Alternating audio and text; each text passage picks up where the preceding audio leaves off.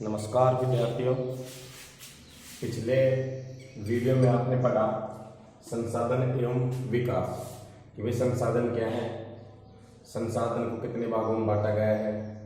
इस बारे में अपन संसाधनों के प्रकार पढ़ चुके हैं। नेक्स्ट आज इस वीडियो में अपन पढ़ेंगे कि वही संसाधनों से किस प्रकार से हम विकास कर सकते हैं, संसाधन नियोजन क्या है। इस वीडियो में हम इन्हीं जो यूनिट है इनके बारे में चर्चा करेंगे। तो बात करते हैं आप कि संसाधन एवं विकास, संसाधन एवं विकास या संसाधनों का विकास।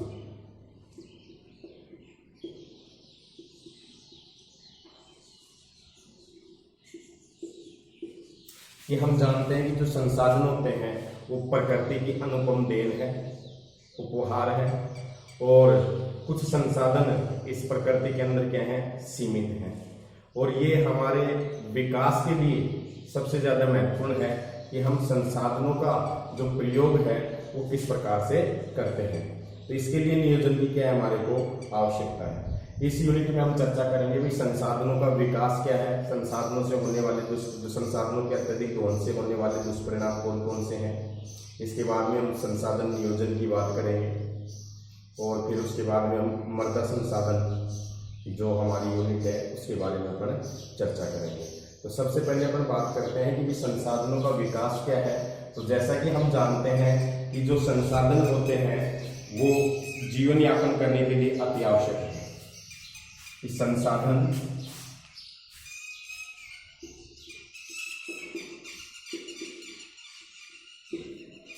जीवन यापन करने के लिए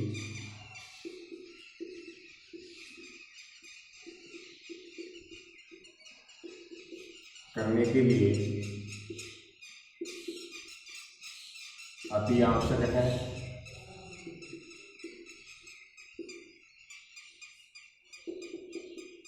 और ये प्रकृति की अनुपम देन है।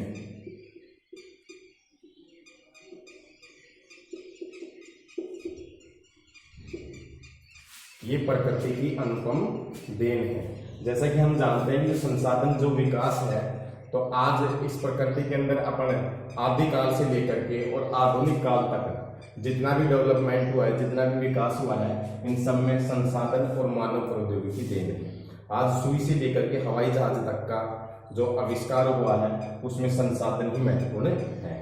तो इस अध्याय में अपन चर्चा कर रहे हैं संसाधनों का विकास, कि संसाधन जीवन यापन करने के लिए अति आवश्यक है और ये प्रकृति की अनुपम क्या है, देन है। इसी के बारे में अपन चर्चा करते हैं कि इन संसाधनों का जो अत्यधिक अंधाधुंध दोहन हुआ है, इस कारण से विभिन्न प्रकार की समस्याएं हमारे सामने आई हैं। तो इस यूनिट में अपन संसाधनों के विकास में अपन चर्चा करते हैं कि संसाधनों के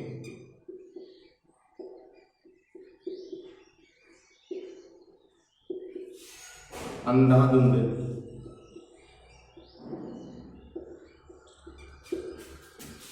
दोहन से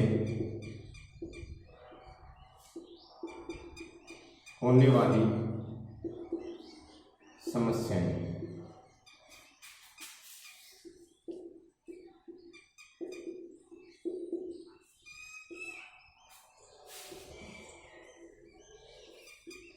ये अपन चर्चा कर रहे हैं कि संसाधनों के अत्यधिक अंधाधुंध दोहन से होने वाली समस्याएं कौन कौन सी हैं, जिसके परिणाम स्वरूप हमारे को विभिन्न प्रकार की प्राकृतिक आपदाओं का कष्ट झेलना पड़ रहा है। तो सबसे पहले अपन बात करते हैं नंबर 1 कि संसाधनों के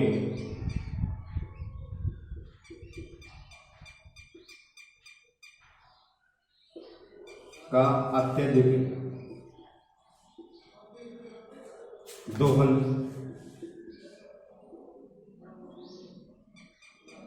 कुछ लोग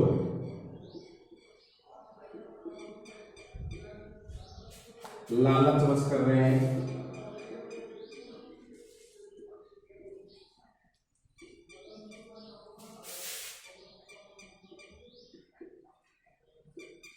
जिस कारण संसाधनों की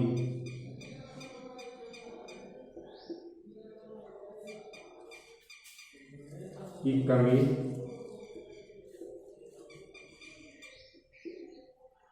होती जा रही है।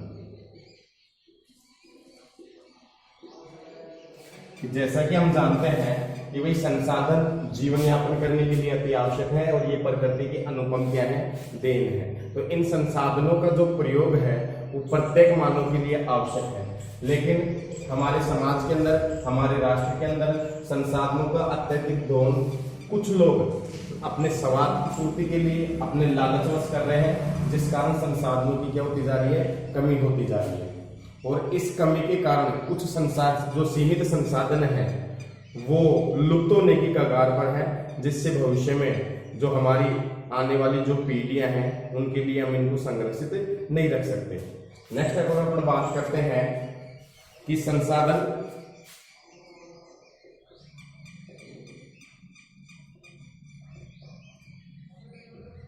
समाज के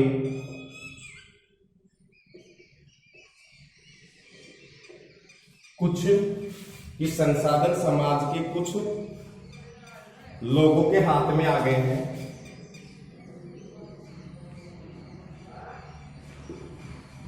संसाधन समाज के कुछ लोगों के हाथ में आ गए हैं, जिस कारण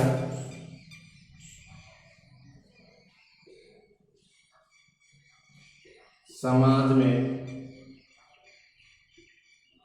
दो वर्ग बन गए हैं।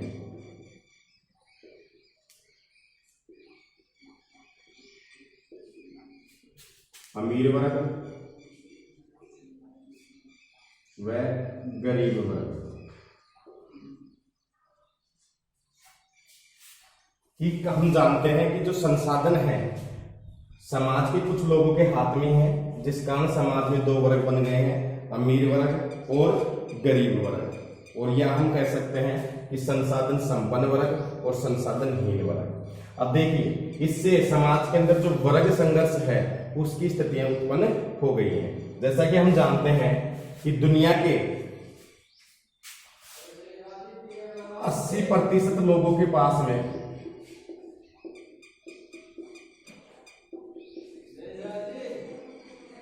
80% लोगों के पास में 20% संसाधन है।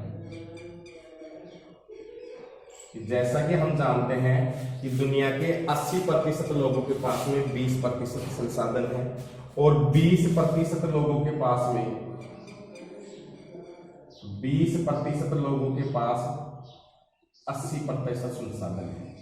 तो समाज में संसाधनों का, राष्ट्र के अंदर संसाधनों का जो आधिपत्य है वो अमीर लोगों के हाथ में है। जैसा कि मैंने बताया कि दुनिया के 80% लोगों के पास में 20% संसाधन है और 20% लोगों के पास में 80% संसाधन है।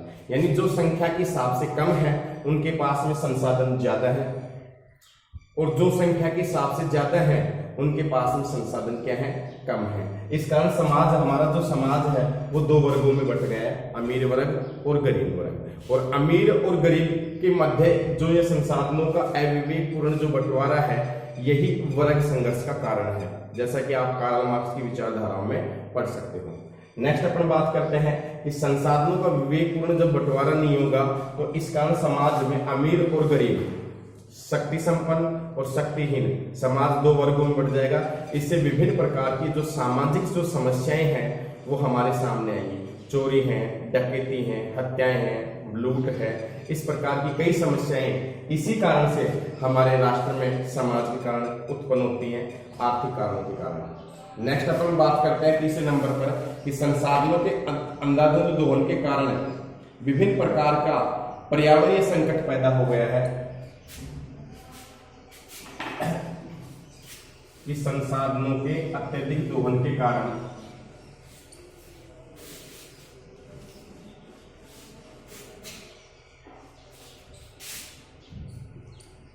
संसाधनों के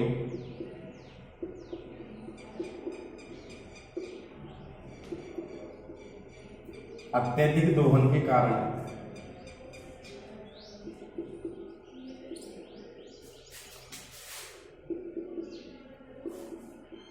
अनेक प्रकार की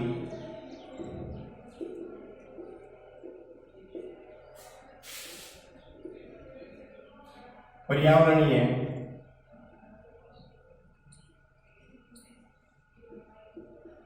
समस्याएं पैदा हुई हैं,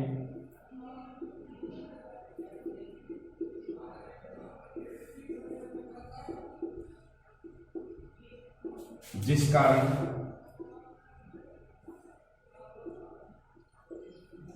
मानव जीवन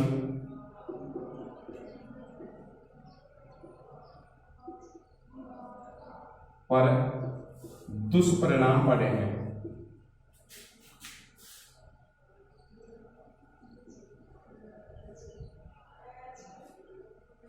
दुष्परिणाम पड़े हैं, जैसे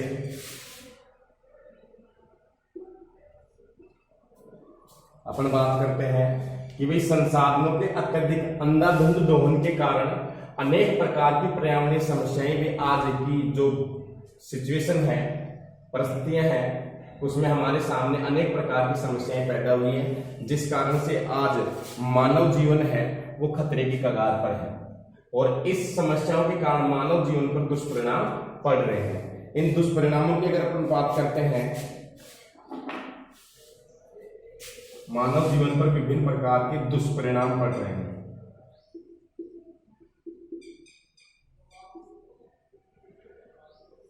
इन दुष्परिणामों की अगर अपन बात करते हैं तो जैसे भूमंडलीय तापमान, धरती के तापमान में वृद्धि, भूमंडलीय तापमान का बढ़ना,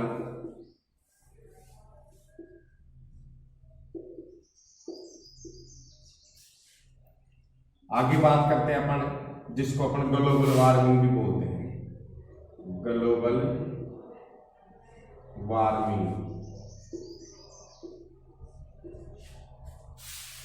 ओजोन परत में छेद,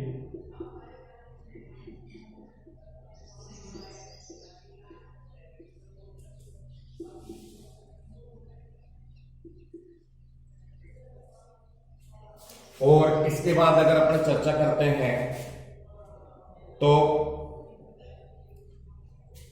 विभिन्न प्रकार का प्रदूषण,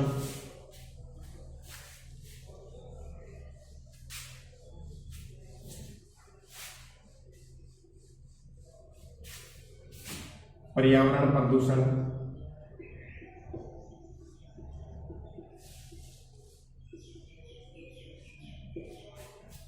मृदा अपरदन,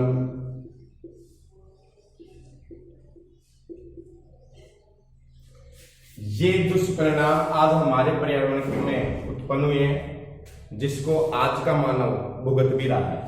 अगर अपन बात करते हैं नंबर 3 की संसाधनों के अत्यधिक दोहन से कौन कौन सी समस्याएं होती हैं, तो सबसे पहले मैंने बताया कि कुछ लोग संसाधनों का जो प्रयोग है वो लालचवश करते हैं, इस कारण से संसाधनों का जो अविवेकपूर्ण जो वितरण है उसमें संसाधनों की कमी हो गई है और भविष्य में इनको सुरक्षित रखना जरूरी है। नेक्स्ट अपन बात करते हैं कि संसाधनों के अत्यधिक दोहन के कारण संसाधन कुछ लोगों के हाथ में ही सीमित हो गए हैं। तो इस प्रकार से संसाधनों का अविवेकपूर्ण बंटवारे के कारण संसाधन कुछ लोगों के हाथ में है। जैसे कि मैंने बताया कि दुनिया के 80% संसाधन 20% लोगों के पास में है और 20% संसाधन 80% लोगों के पास में है। तो जो संख्या के हिसाब से ज्यादा है उनके पास में संसाधन कम है और जो संख्या में कम है उनके पास में संसाधन ज्यादा है। इस कारण से हमारा जो समाज है वो दो भागों में बट गया, एक संसाधनहीन और एक संसाधन संपन्न, जिसके कारण समाज में वर्ग विभेद, वर्ग संघर्ष की स्थितियां उत्पन्न हो गई हैं और समाज में विभिन्न प्रकार के सामाजिक अपराधों में बढ़ोतरी हुई है। नेक्स्ट अपन बात करते हैं कि संसाधनों के अत्यधिक दोहन के कारण अनेक प्रकार की पर्यावरणीय समस्याएं हमारे सामने पैदा हुई हैं, जिसका मानव जीवन पर विभिन्न प्रकार का दुष्परिणाम पड़ रहा है। जैसे हम जानते हैं कि पहला परिणाम है जैसे भूमंडलीय तापमान का बढ़ना। अब देखिए भूमंडलीय तापमान का बढ़ना क्या है कि हम देख रहे हैं कि आज निरंतर जो भूमि का जो तापमान है वो निरंतर बढ़ता जा रहा है, और तापमान बढ़ने से जो भूभाग है वो गर्म होता जा रहा है, जिससे विभिन्न प्रकार के दुष्परिणाम देखने को मिलते हैं। जैसा कि मैं बता भी सकता हूँ आपको कि ग्लोबल वार्मिंग क्या है। देखिए, भूमंडलीय तापमान, ग्लोबल वार्मिंग का शाब्दिक अर्थ होता है कि धरती के तापमान का बढ़ना। आप लिख भी सकते हो कि भूमंडलीय ग्लोबल वार्मिंग का मतलब होता है कि भूमि के तापमान का बढ़ना। अभी बढ़ता कैसे है कि जैसे देखिए, ग्लोबल वार्मिंग है क्या, कि ग्लोबल वार्मिंग कहते किसे हैं, तो ग्लोबल वार्मिंग क्या है, और इसको ग्रीन हाउस प्रभाव भी बोलते हैं। ग्रीन हाउस प्रभाव, ग्लोबल वार्मिंग को बोलते हैं ग्रीन हाउस प्रभाव, कि भूमंडलीय तापमान का बढ़ना संसाधनों के अत्यधिक दोहन का परिणाम ही है। ग्रीन हाउस प्रभाव क्या है, देखिए, ग्रीन हाउस बोलते हैं कि वह कमरा जिसमें पेड़ पौधे उगाए जाते हैं, कि वह कमरा जिसमें पेड़ पौधे उगाए जाते हैं।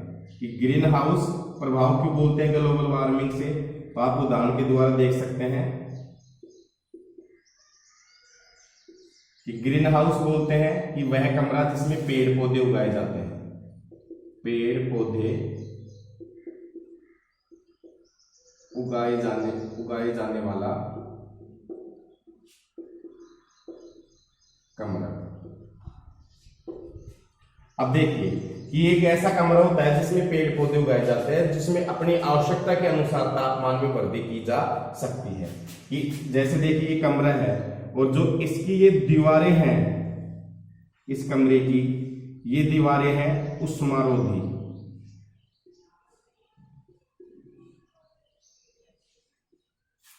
कि जब सूर्य का प्रकाश, देखिए प्रकृति का एक नियम है कि सूर्य का आने वाला जो प्रकाश है, ये जब पृथ्वी पर आता है तो परावर्तित होकर के भूमि से टकरा करके ये परावर्तित होता है, वापस जाता है, टकरा करके वापस जाता है। इसको बोलते हैं परावर्तित होना।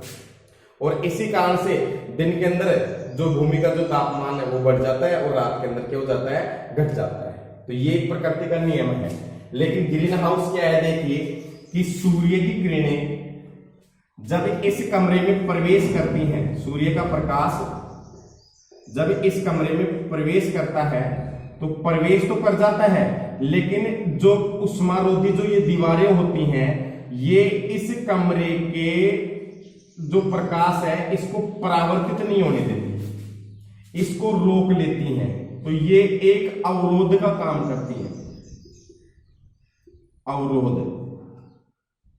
और इस कारण से इस कमरे का जो तापमान है वो गर्म रहता है, बढ़ता है।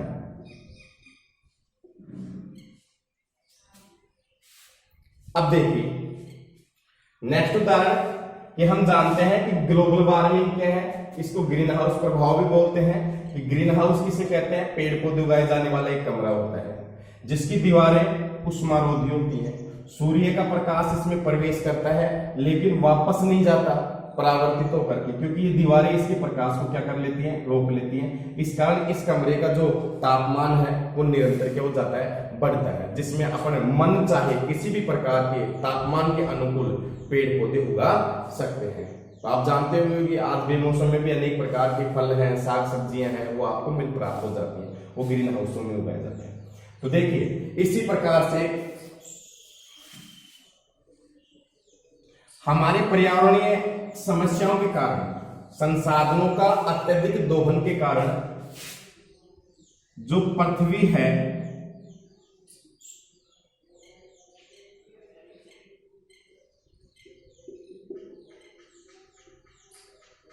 अब देखिए कि मानव के संसाधनों के अत्यधिक दोहन के कारण आज हमारे चारों तरफ वायुमंडल में विभिन्न प्रकार की जो ग्रीन हाउस गैसें हैं, ग्रीन हाउस गैसें जैसे CO2, कार्बन डाइऑक्साइड, इसके बाद में अपन बात करते हैं CFC, chlorofluorocarbon, methane, nitrogen oxide,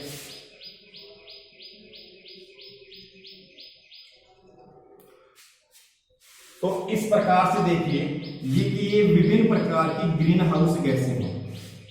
carbon dioxide gas, आप जानते हो कि पर्यावरण के अंदर विभिन्न प्रकार के उद्योग धंधे हैं, वाहन हैं, पेड़ पौधे की जो कटाई है, इस कारण से आज पर्यावरण में CO2 कार्बन डाइऑक्साइड की गैस की जो मात्रा है वो निरंतर बढ़ती जा रही है, जो ग्रीन हाउस का कारण बनती है।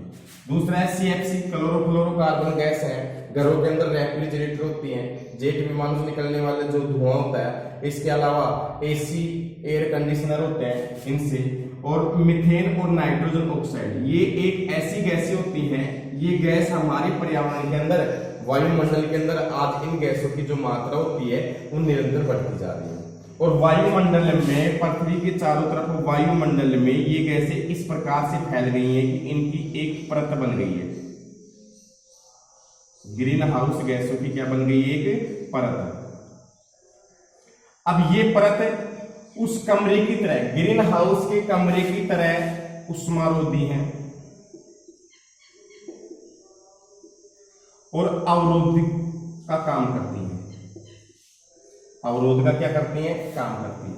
अब सूर्य की जो किरणें हैं वो सीधी किस पर पड़ती हैं? पृथ्वी पर, लेकिन ये परावर्तित नहीं होती, क्योंकि ये जो ग्रीन हाउस गैसों के द्वारा जो उष्मारोधी ये परत बन गई है, इससे टकरा करके ये भूमि पर ही रहती है। इस कारण आज पृथ्वी का जो तापमान है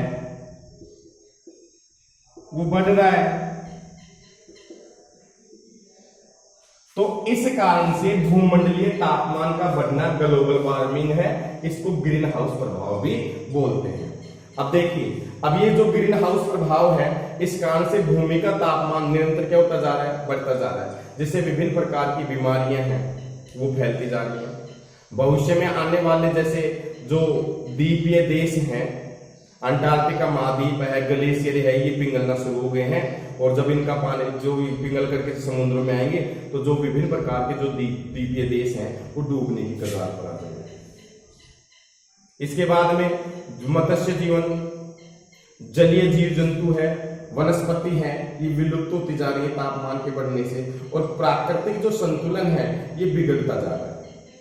पारिस्थितिकी जो संतुलन है ये बिगड़ता जा रहा है। तो इस प्रकार से संसाधनों के अत्यधिक दोहन के कारण पर्यावरणीय समस्याएं पैदा हुई है, जिसके विभिन्न प्रकार मानव पर दुष्परिणाम पड़े हैं। तो भूमंडलीकरण या तापमान में बढ़ना ग्लोबल वार्मिंग ग्रीन हाउस प्रभाव बोलते हैं। ग्रीन हाउस क्या है? एक बंद कमरा है जिसमें पेड़ पौधे उगाए जाते हैं, जिसमें सूर्य का प्रकाश आता है, और जो उसकी उष्मारोधी जो दीवारें होती हैं वो उसको परावर्तित नहीं होने देती, वापस नहीं जाने देती, टकरा करके तापमान निरंतर बढ़ता जा रहा है। इसी प्रकार से हमारी पृथ्वी के अंदर विभिन्न प्रकार की जो ग्रीन हाउस गैसें हैं, CO2 है, CFC है, मीथेन है, नाइट्रोजन ऑक्साइड है, ये एक प्रकार की दीवार का रूप है, एक परत बना ली वायुमंडल के चारों तरफ। अब सूर्य का जो प्रकाश है वो आता तो है लेकिन जाता बहुत कम है, क्योंकि ये जो ग्रीन हाउस गैसों की जो परत है इससे टकरा करके ये वापस पृथ्वी पर रहता है। इस कारण पृथ्वी का तापमान बढ़ता जा रहा है, और पृथ्वी के तापमान के बढ़ने से विभिन्न प्रकार का दुष्परिणाम, ग्लेशियरों को पिघलना है, भूमि का जल जो द्वीपीय देश है, समुद्रों के जल स्तर का बढ़ना है,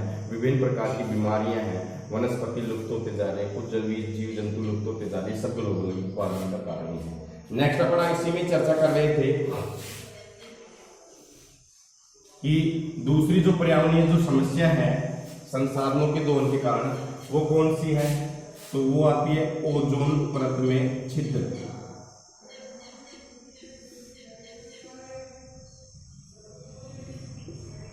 ओजोन परत में छिद्र, जैसा कि हम जानते हैं कि ओजोन परत को पृथ्वी का सुरक्षा कवच कहते हैं। पृथ्वी का सुरक्षा कवच,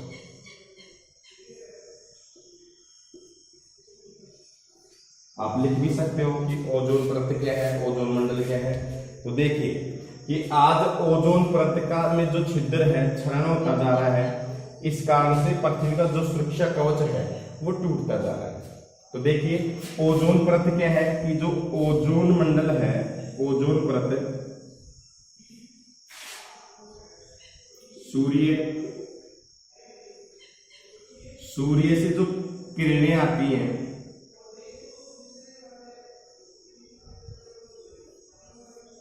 ये हानिकारक होती है, सूर्य से आने वाली किरणें क्या होती हैं? हानिकारक। और इन किरणों को बोलते हैं पैराबैंगनी किरणें।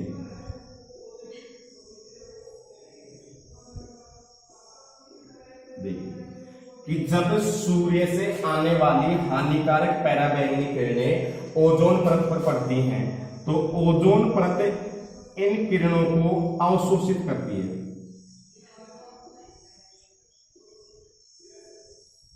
और फिर छान करके इन किरणों को पृथ्वी पर पहुंचाती है, जो हानिकारक नहीं होती। तो ये कार्य करती है ओजोन परत। इस कारण ओजोन परत को पृथ्वी का सुरक्षा कवच कहा जाता है। कि ओजोन परत क्या कार्य करती है? कि ओजोन परत सूर्य से आने वाली जो हानिकारक पैराबैंगनी जो किरणें हैं उनको अवशोषित करती है और फिर उनको अवशोषित करने के बाद में छान करके उनको हमारे पास में पहुंचाती है, पृथ्वी पर पहुंचाती है। ये कार्य कौन करती है? ओजोन परत करती है। इसी कारण से ओजोन परत को पृथ्वी का सुरक्षा कवच कहा जाता है। इसी कारण से ओजोन परत को पृथ्वी का सुरक्षा कवच कहा जाता है। अब देखिए, लेकिन आज विभिन्न प्रकार की जो पर्यावरणीय जो गैसें हैं, कार्बन डाइऑक्साइड है, CFC गैस है, क्लोरोफ्लोरोकार्बन है, CFC,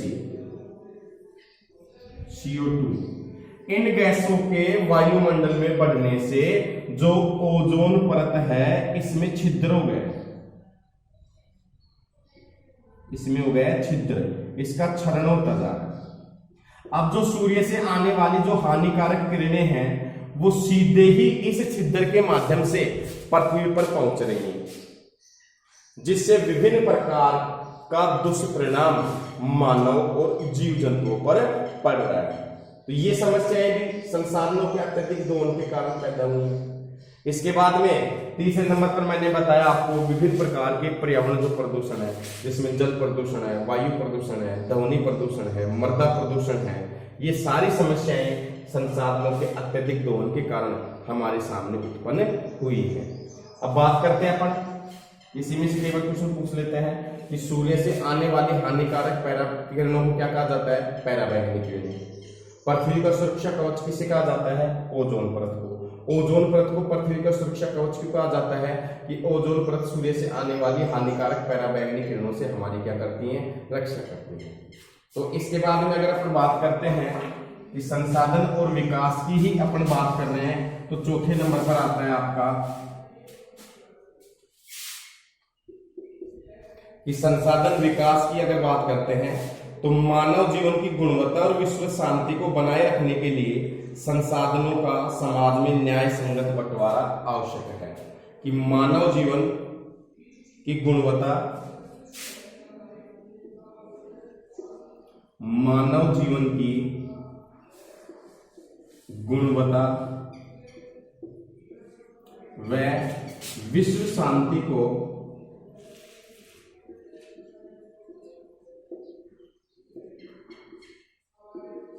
बनाए रखने के लिए,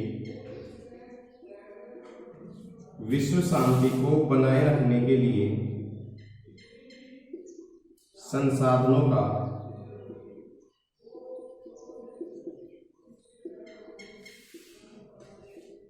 न्यायपूर्ण बंटवारा जरूरी है।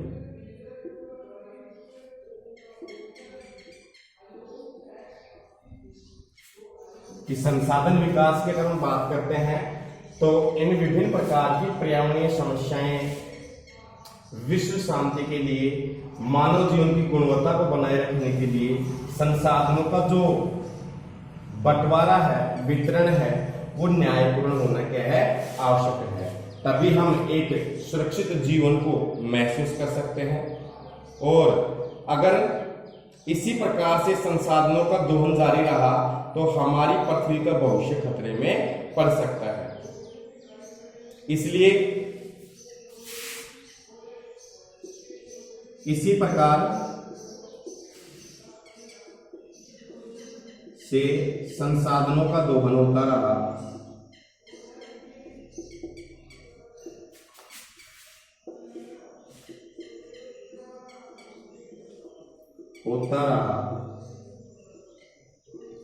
तो हमारी पृथ्वी का भविष्य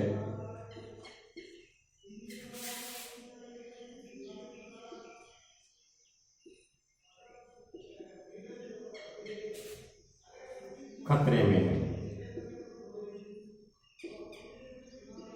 अगर इसी प्रकार से संसाधनों का दोहन होता रहा तो आने वाले 10 साल, 20 साल, 30 साल में जो पृथ्वी का जो भविष्य है वो खतरे में। विभिन्न प्रकार की प्राकृतिक समस्याएं हमारे सामने क्या हो जाएंगी, उत्पन्न हो जाएंगी और हो भी रही हैं, जिसके परिणाम आप देख भी रहे हो।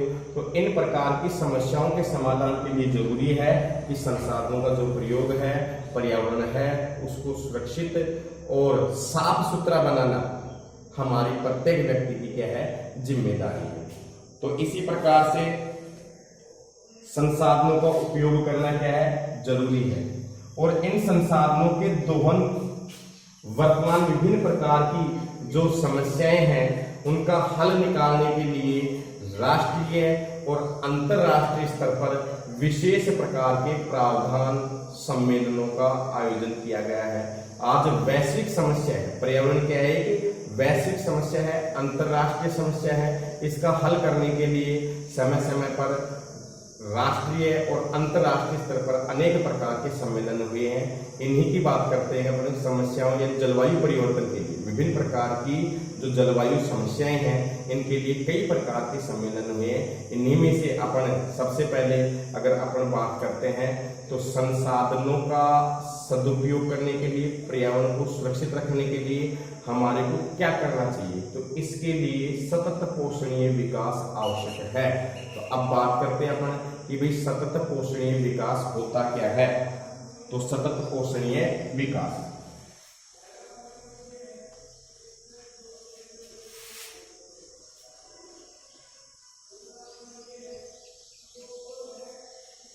अब बात करते हैं अपन कि सतत पोषणीय विकास क्या है। सतत पोषणीय विकास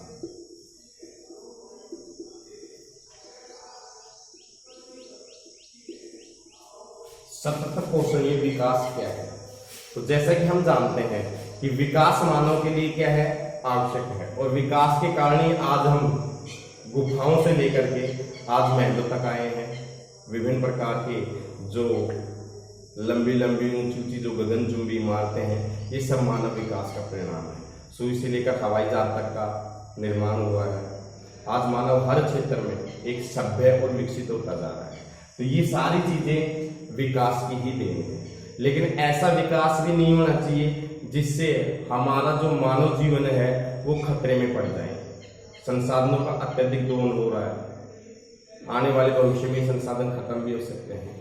तो इसके लिए राष्ट्रीय और अंतरराष्ट्रीय स्तर पर विभिन्न प्रकार के प्रावधान किए गए हैं। उन्हीं में से आता है कि सतत पोषणीय विकास क्या है, कि एक ऐसा विकास कि हमें विकास तो करना चाहिए कि एक ऐसा आर्थिक विकास है जो पर्यावरण को बिना नुकसान पहुंचाए और वर्तमान विकास की प्रक्रिया को भविष्य की पीढ़ियों की आवश्यकता की अवहेलना न करे। इस प्रकार के विकास को हम सतत पोषणीय विकास कहते हैं। तो आप लिख भी सकते हो कि सतत पोषणीय विकास का अर्थ है कि इसका अर्थ है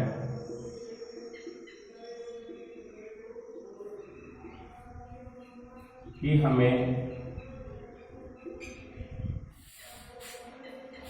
इसका अर्थ है कि हमें ऐसा विकास करना चाहिए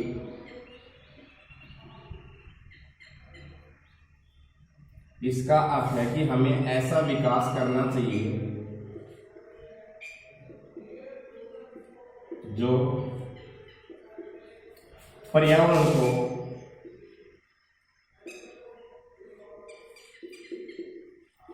बिना नुकसान पहुंचाए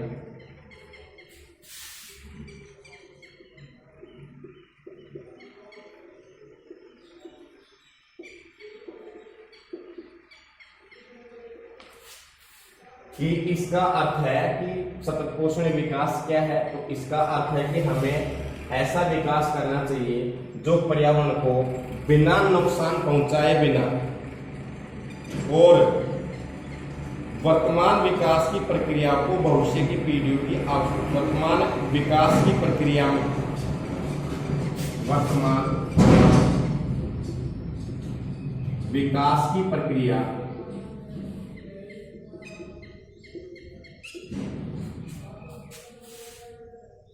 को आगे बढ़ाए, लेकिन भविष्य में आने वाली पीढ़ियों की अवहेलना न हो।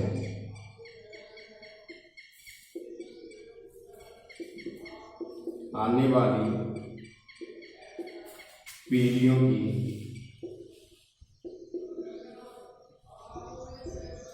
अवहेलना नहीं।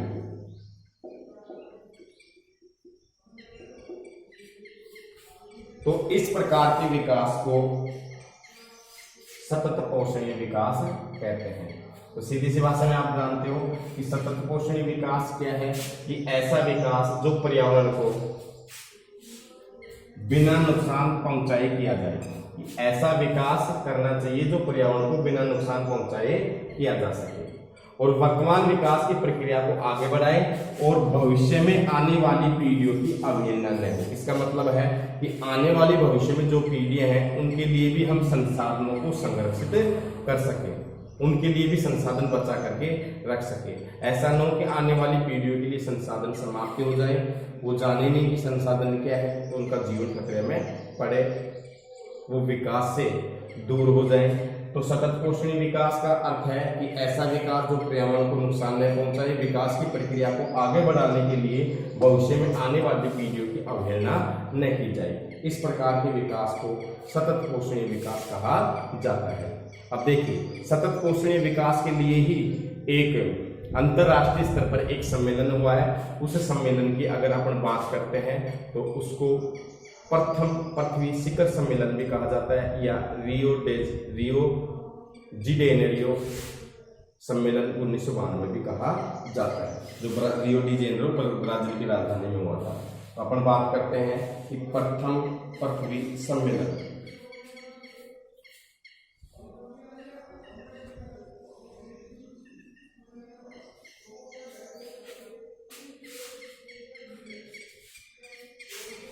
रियो डी जेनेरा पृथ्वी सम्मेलन, रियो डी जेनेरा पृथ्वी सम्मेलन 1992।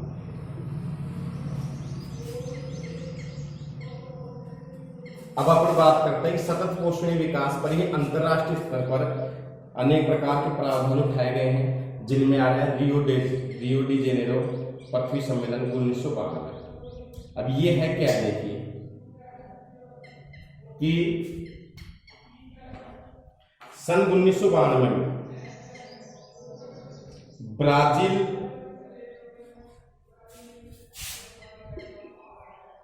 यह सम्मेलन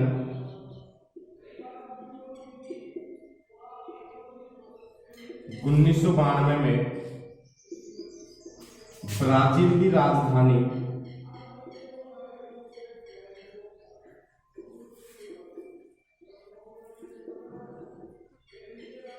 रियो डी जेनेरो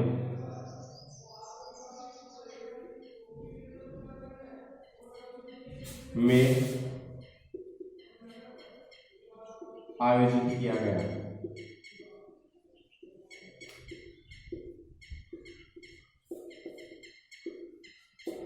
देखिए, रियो डी जेनेरो पृथ्वी सम्मेलन 1992 में क्या है, यह आयोजन रियो डी जेनेरो पृथ्वी सम्मेलन कब और कहाँ आयोजित किया गया, तो सन 1992 में ब्राजील देश की जो राजधानी है रियो डी जेनेरो, इसमें आयोजित किया गया। और इस सम्मेलन में कम से कम 100 राष्ट्रों ने भाग लिया। इस सम्मेलन में 100 से अधिक,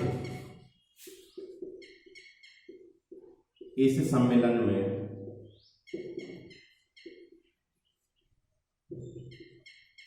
सौ से अधिक राष्ट्रों ने भाग लिया।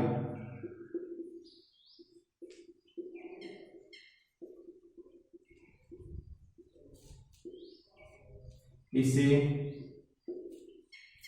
प्रथम पृथ्वी शिखर सम्मेलन भी कहा जाता है। शिखर सम्मेलन भी कहा जाता है।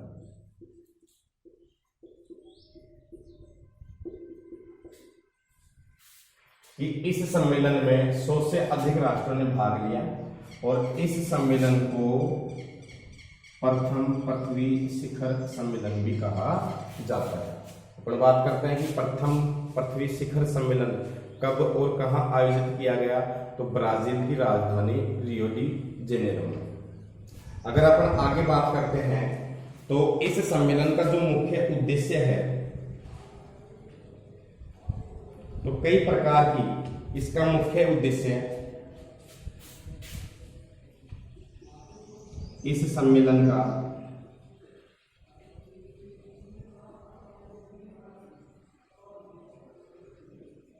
मुख्य उद्देश्य है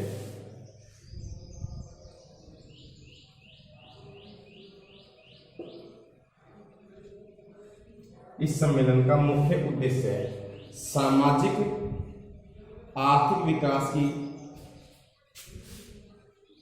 सामाजिक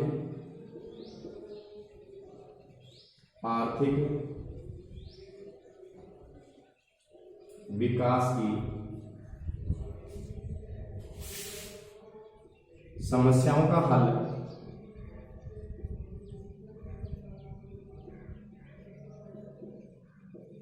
ढूंढने के लिए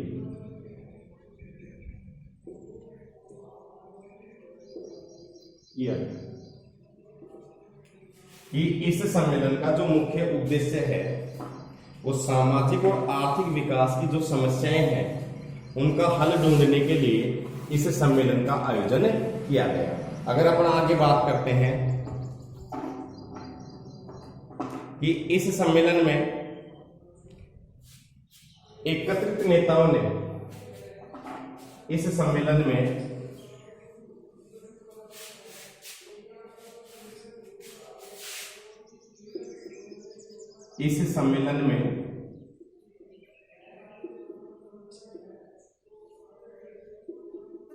एकत्रित नेताओं ने इस सम्मेलन में एकत्रित नेताओं ने भूमंडलीय जलवायु परिवर्तन भूमंडलीय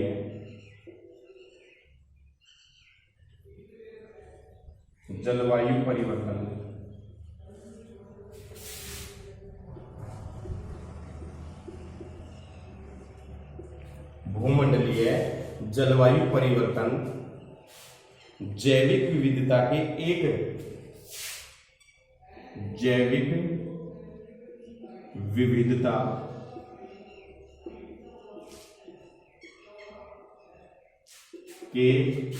घोषणा पत्र पर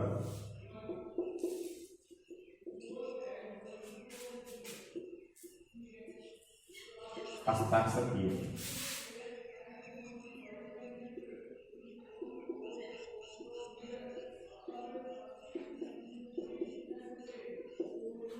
तो देखिए इस सम्मेलन में जो 100 से अधिक राष्ट्र अध्यक्ष के जो नेताएं हैं वो एकत्रित हुए। उन्होंने भूमंडलीय जलवायु परिवर्तन और जैव विविधता की एक घोषणा पत्र पर क्या किए, हस्ताक्षर किए। और सभी ने इस सम्मेलन में सहमति जताई कि सतत पोषणीय विकास के लिए सभी ने सहमति दी।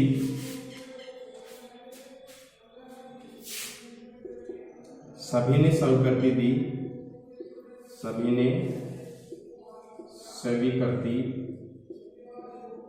प्रदान की।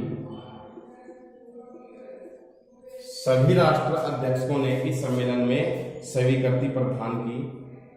कि 21वीं सदी के लिए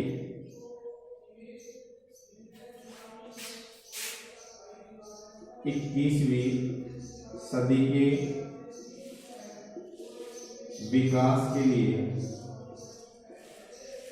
21वीं सदी के विकास के लिए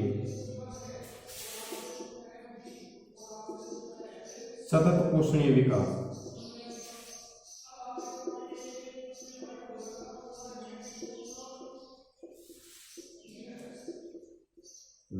हो, इसके लिए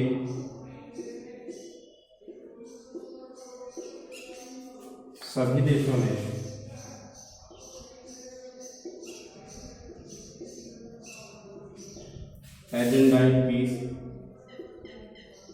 एजेंडा 21 को स्वीकृति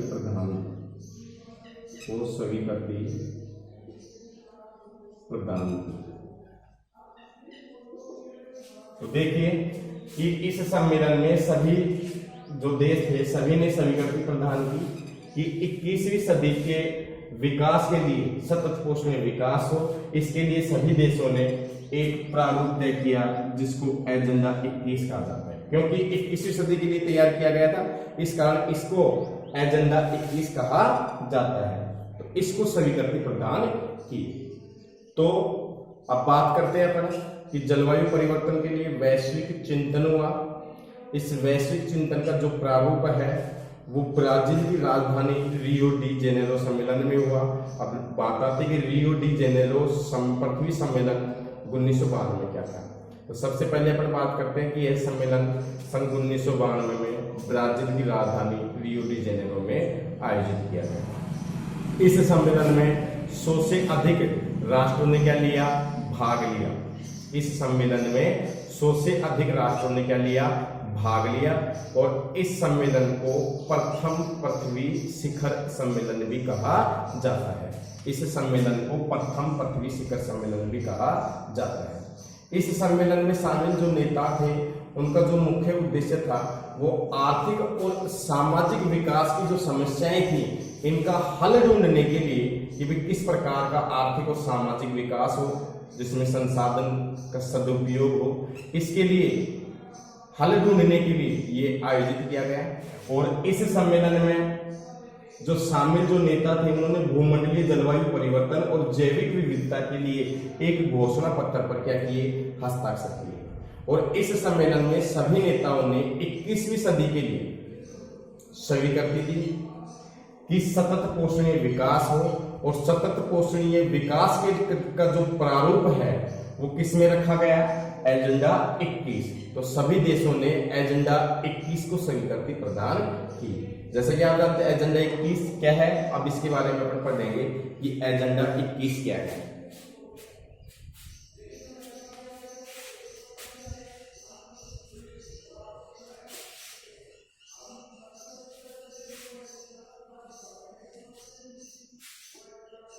एजेंडा 21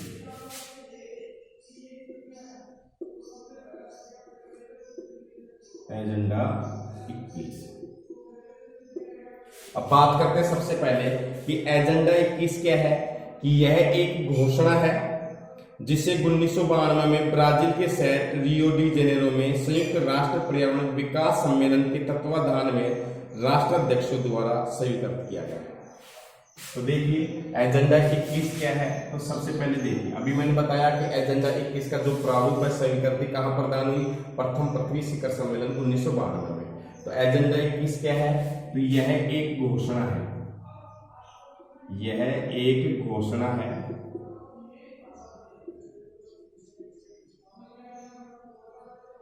जो 1992 में ब्राजील की राजधानी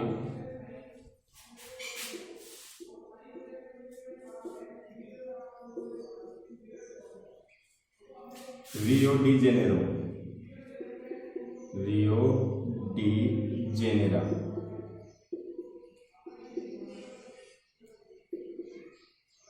एजेंडा 21 क्या है, यह एक घोषणा है जो 1992 में ब्राजील की राजधानी रियो डी जेनेरो में संयुक्त राष्ट्र पर्यावरण और विकास सम्मेलन,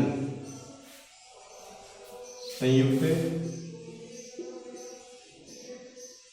राष्ट्र,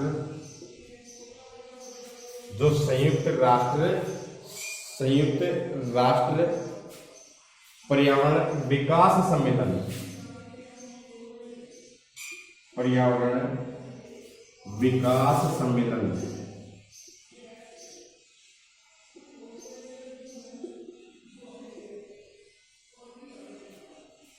संयुक्त राष्ट्र पर्यावरण विकास सम्मेलन UNCED, UNCED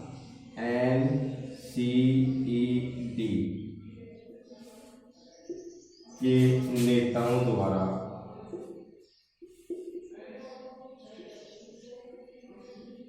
स्वीकृत किया गया।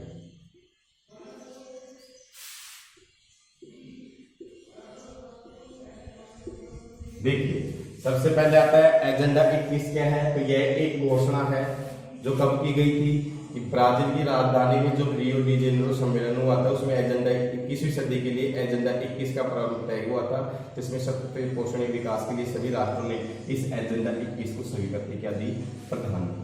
UNCED, संयुक्त राष्ट्र पर्यावरण विकास सम्मेलन। इसके बाद बात आती है कि एजेंडा 21 का जो मुख्य उद्देश्य है वो क्या है। तो उद्देश्य की अगर हम बात करते हैं तो एजेंडा 21 का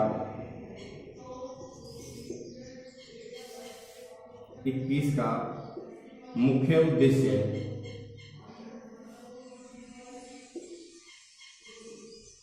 एजेंडा 21 का जो मुख्य उद्देश्य है वो ये है कि समान हित और पारस्परिक आवश्यकताओं एवं सम्मिलित जिम्मेदारियों के अनुसार विश्व सहयोग के द्वारा पर्यावरणीय,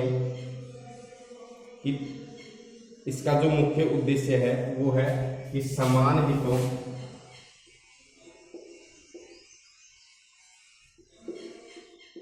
कि जो इस सम्मेलन में जो विभिन्न प्रकार के जो राष्ट्र इसमें शामिल हुए हैं, तो उसके लिए देखिए कि समान हितों, पारंपरिक आवश्यकताओं, समान हितों, पारंपरिक आवश्यकताओं,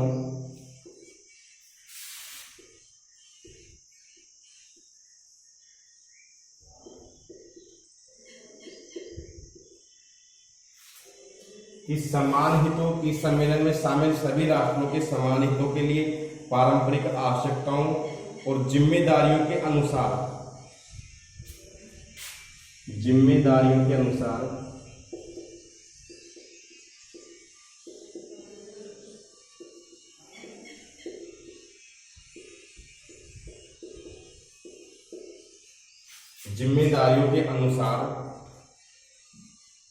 विश्व सहयोग के द्वारा विश्व सहयोग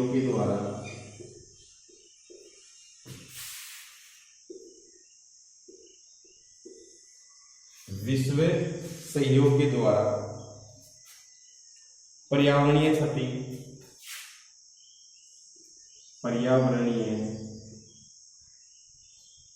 क्षति,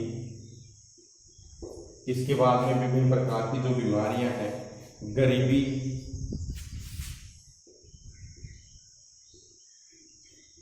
और रोगों से निपटना,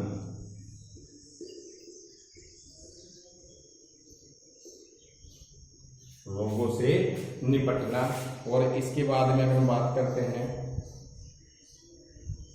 इसका मुख्य उद्देश्य है। तो देखिए एजेंडा 21 क्या है, दोबारा से अपन देखते हैं कि एजेंडा 21 क्या है।